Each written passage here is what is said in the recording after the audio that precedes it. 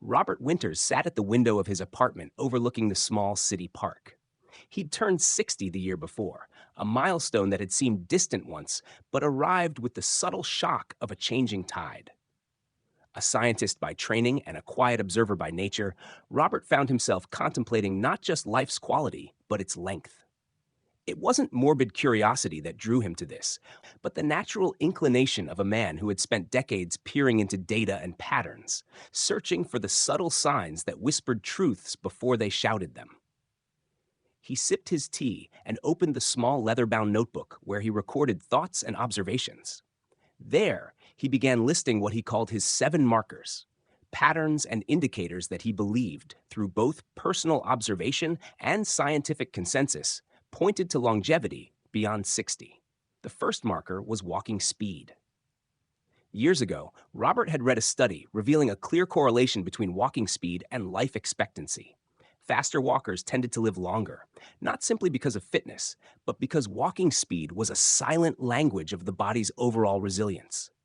Now, every morning, Robert walked to the park and timed his stride.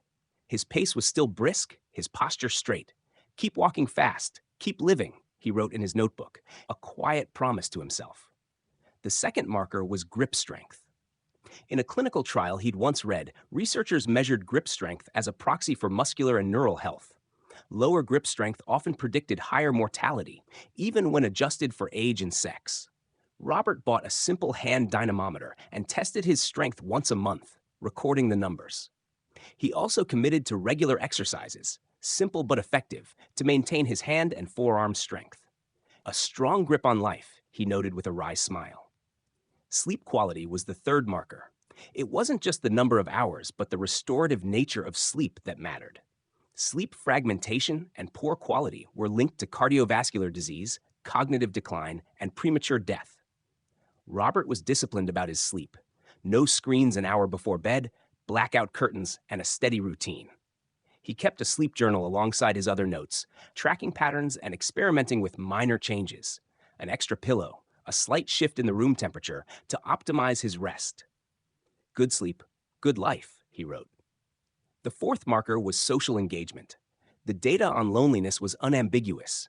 People who maintained strong social connections tended to live longer. Robert wasn't naturally gregarious, but he cultivated a small circle of friends. He made it a point to call his daughter every week, to join his neighbors for their monthly book club, to attend lectures at the local library. These connections, while sometimes stretching his comfort zone, brought laughter and a sense of belonging. "Stay connected," he wrote. The fifth marker was resilience, the mental toughness to bounce back from setbacks. Robert had seen colleagues and friends unravel after retirement, their identities tethered solely to their careers. He took up painting, something he'd always wanted to try. He embraced challenges as puzzles to be solved, rather than threats to be avoided. Resilience, he knew, wasn't just about mental health, it was a predictor of physiological health as well. "Bend, don't break," he scrawled. The sixth marker was body composition, particularly the ratio of muscle to fat. He recalled the longitudinal studies showing that lean mass, particularly in the legs, predicted lower mortality risk. Robert added light resistance training to his routine, simple exercises like squats and lunges.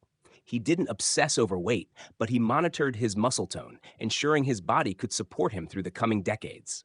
"Strong base, strong life," he reminded himself. The seventh and final marker was purpose. People with a strong sense of purpose were statistically more likely to live longer, healthier lives. Robert's purpose had shifted since retirement, evolving from professional goals to personal fulfillment. He volunteered at a community garden, where he mentored young volunteers.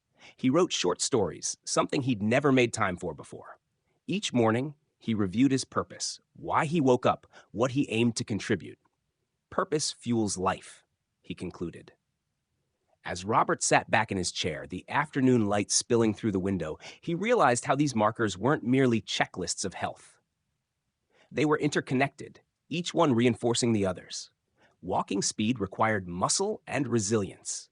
Sleep supported mental health and social engagement. Purpose wove through every aspect, giving life its color and meaning. He turned the page of his notebook and began sketching a simple chart, noting his progress on each marker over the past 6 months. The lines wavered slightly, but trended upward. There was satisfaction in seeing the cumulative effect of small, consistent actions. Outside, the park bustled with life. Children playing, couples strolling, dogs tugging at their leashes. Robert closed his notebook and stood, feeling the pull of the world beyond his window. He grabbed his coat, feeling the familiar resistance in his knees, and made his way down the stairs. He set his stride deliberately, counting steps in his head, feeling the strength in his grip as he steadied himself on the railing. In the park, he greeted familiar faces, paused to watch a game of chess under the old oak tree, and then continued his walk, brisk and steady. With each step, he thought of the 7 markers, not as ominous predictions, but as gentle reminders of the life he was actively shaping. He couldn't predict the precise moment his life would end. That was beyond science, beyond reason.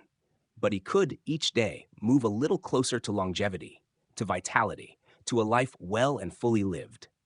The wind tugged at his coat, the sun kissed his face, and Robert felt the quiet affirmation of a life not just extended, but expanded with every deliberate step.